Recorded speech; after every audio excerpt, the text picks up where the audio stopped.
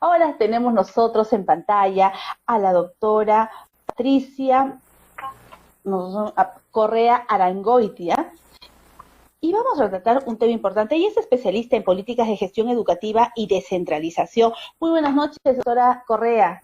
La saluda Mercedes Morocho, del programa Las del Estribo. ¿Cómo estás, Mercedes? Un placer estar aquí. Y bueno, un saludo a todos los seguidores del programa Las del Estribo a través de Onda Digital. Gracias. Doctora Correa, queremos preguntarle acerca del tema del bachillerato automático y cuáles son los estudiantes que se van a ver beneficiados. A ver, en principio creo que debemos ubicar este tema en un contexto de pandemia en el que efectivamente se ha planteado, ya se ha aprobado la modificación a la ley universitaria 330-220 y que incorpora justamente esta modificación a los requisitos que se tenían para obtener el grado de bachiller.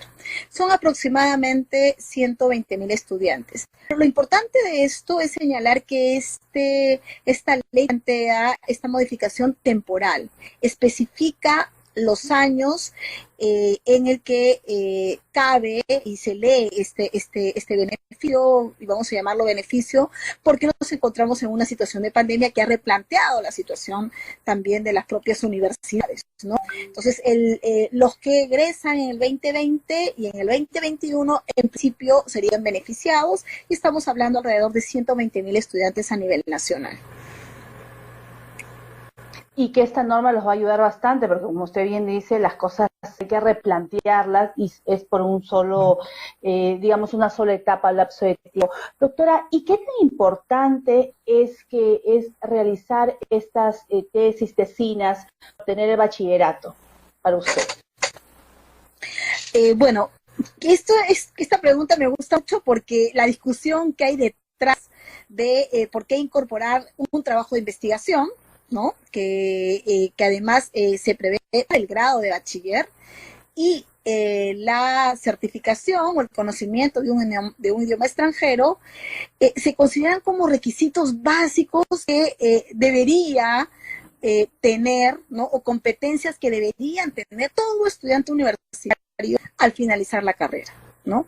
Inclusive antes de obtener el licenciamiento, ¿no? Lo importante de esto es que nosotros con la ley universitaria, la 3022, se incorpora este requisito, considerar que en comparación con otros países también los estudiantes tendrían que salir con estas competencias, ¿no? Ahora, en el contexto de pandemia, sin duda esto se ha complejizado, ¿no? Uno lee las demandas de los estudiantes también que tienen que ver con los recursos. El trabajo de investigación, por ejemplo, que es el que tú nos has remarcado, demanda un trabajo de campo muchas veces, ¿no? Y en pandemia esto es materialmente casi imposible, ¿no? Ya la conectividad ha sido compleja para muchas universidades en el país, públicas y privadas, ¿no? Pasar de la presencialidad a un sistema virtual ha generado cambios profundos en la cultura institucional de las universidades que no ha sido fácil resolver hasta este año, ¿no? Muchos lo han resuelto, otros no, con algo de retraso, y este elemento yo creo que irrumpe nuevamente como un elemento de calidad de la universidad, ¿no? Entonces, es verdad que sí se exige y deberían terminar todos los universitarios con estas competencias, desarrollar un trabajo de investigación y demostrar conocimiento de un idioma extranjero que en un momento como este realmente ha resultado complicado, ¿no? O resulta complicado.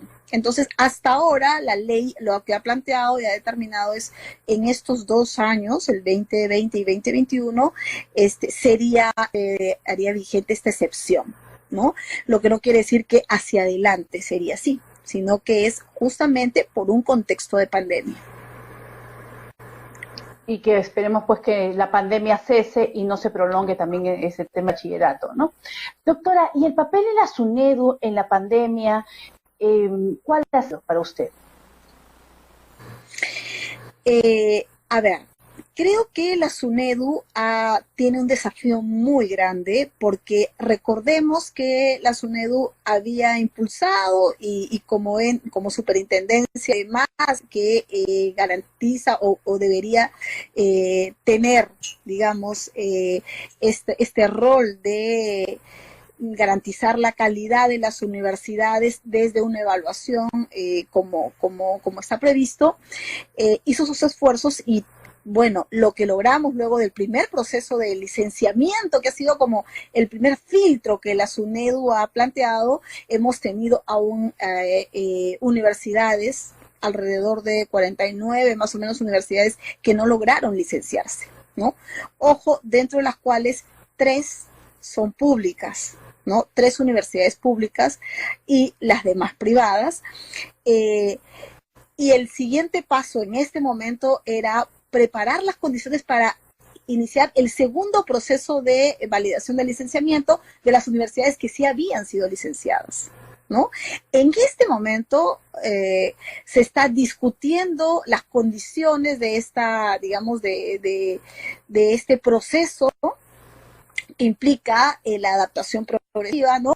La renovación del licenciamiento institucional de estas universidades que ya habían pasado esta etapa. Entonces, si uno, digamos, tú me haces una pregunta, digamos, muy amplia sobre la SUNEDU, creo que en esta etapa le han puesto mucha fuerza a esto y tener una lectura realmente de lo que las universidades tienen al frente como desafío. Vuelvo a señalar, la pandemia, lo que incorpore, creo que la SUNEDU lo está leyendo así también, son elementos básicos, condiciones básicas que en contextos como estos requieren de inversión, ¿no? Y que además se han otorgado en algunos casos a muchas universidades para que puedan lograr generar la conectividad con sus estudiantes, algo básico para acceder a la misma, y que se logre realmente seguir caminando en esta ruta de calidad, ¿no? Yo haría un avance de alguna manera en una situación crítica, positiva en el sentido de que siguen trabajando por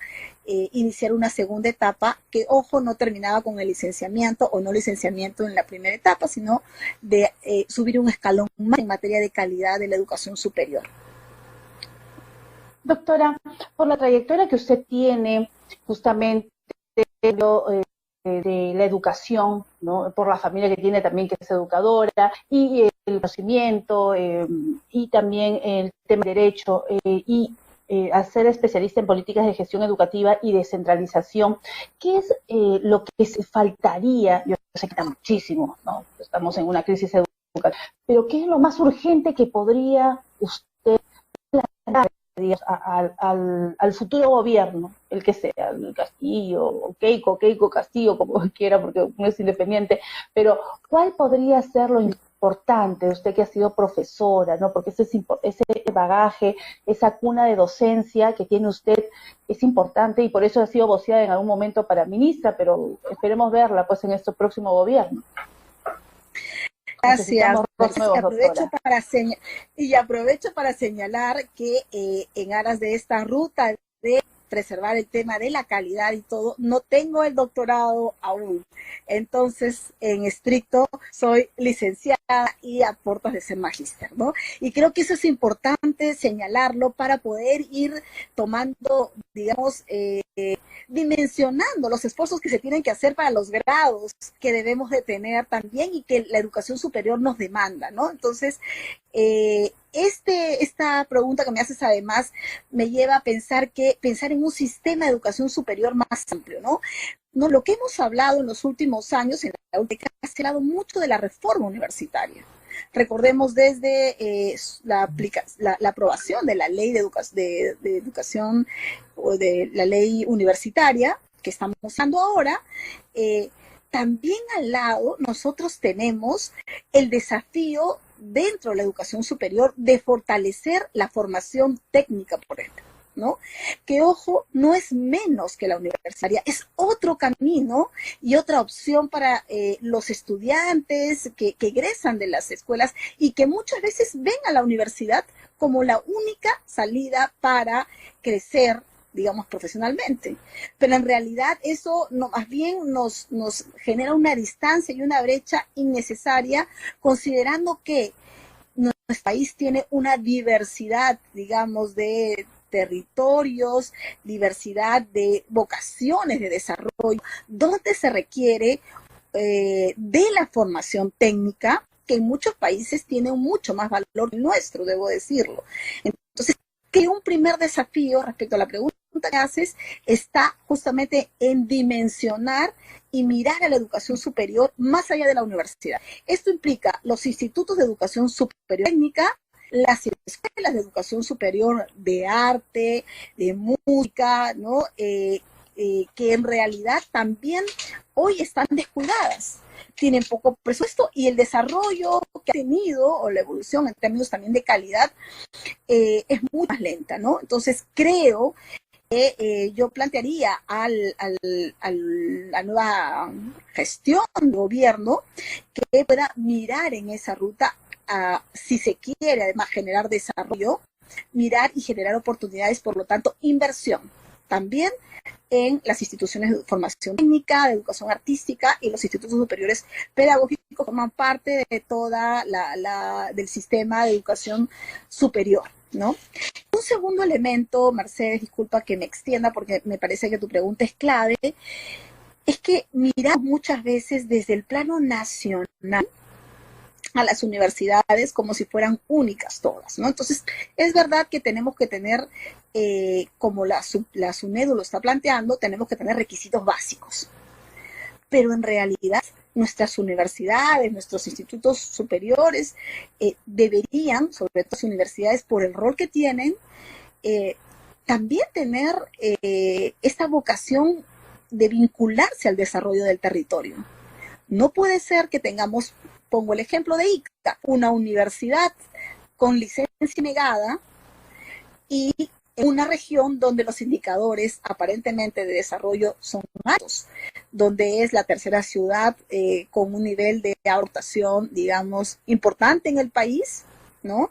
Donde las condiciones laborales aparentemente se dan para todos, aunque si miramos también los últimos eventos del año pasado sobre las movilizaciones en torno justamente a los trabajadores de agroexportación, denota que no basta solo con el acceso al trabajo, sino que también se requiere un trabajo digno. Entonces, tenemos nosotros esas contradicciones.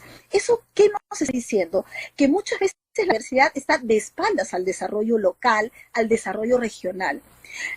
Y realmente las universidades tienen un rol vinculado, un deber de aportar al desarrollo regional. El tema de las patentes es un deber de las universidades también, ¿no? Parte de la academia.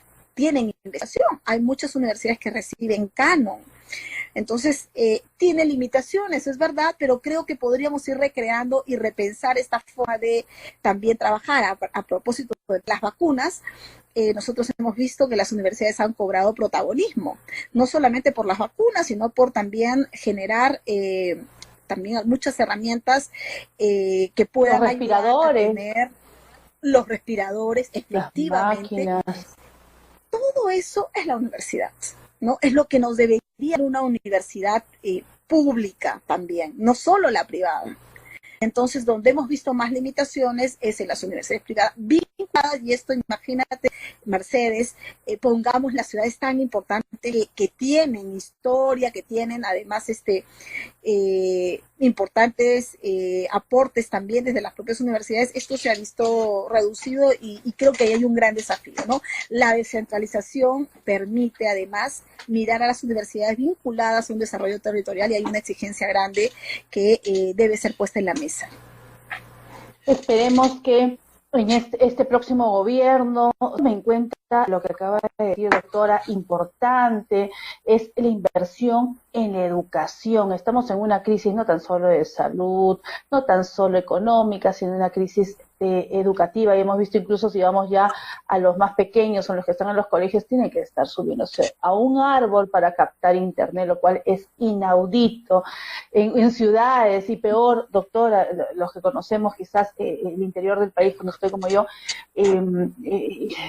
pues la conectividad y los profesores, todo lo que hacen para poder llegar a una escuelita, y todos se sientan en las piedras, es un techo. La situación es crítica y aprovechemos, señores, esta oportunidad, les digo, en invertir, porque en este momento que los niños y los chicos también no están yendo a las universidades, hay que aprovechar quizás repotenciar esas universidades y arreglar esos servicios sanitarios, arreglar las aulas, esos techos, ¿no?